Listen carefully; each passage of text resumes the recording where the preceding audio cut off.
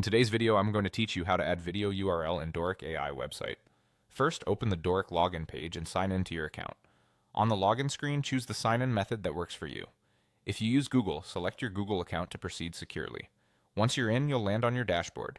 Find the site you want to work on and open it by clicking Edit Site to access the Visual Builder. Inside the builder, look for the option to add elements. This opens the Elements panel where you can find a wide range of blocks. Find the video element, then click and drag it into your page where you want the video to appear. You can always move it later, so don't worry about getting the exact position perfect on the first try. With the video block selected, check the settings panel. You'll see a drop-down for the video type.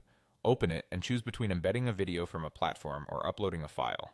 Embedding is ideal when your video lives on YouTube or a similar service. It helps with performance and saves storage. Uploading is better for original files you want to host directly, but be mindful of file size and load times. If you choose embed, you'll see a field to paste your video URL. Copy the video link from your source and paste it into that field. Make sure the URL points to a public video so it can load correctly. When the URL is valid, Dorik will render a preview right in the editor, which helps you confirm you've got the right video. Next, explore the player configuration settings. Here you can fine-tune how the video behaves, like whether it autoplays, loops, or shows player controls. If you enable autoplay, consider muting the audio to improve user experience and avoid surprise sound. You may also find options for start time or a poster image depending on the source, which can make the video look more polished before it's played. Finally, adjust the video width and height to fit your layout.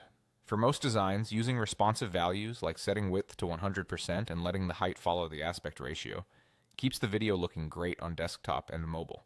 If you prefer a fixed size, pick dimensions that match common aspect ratios such as 16:9 to avoid letterboxing or cropping.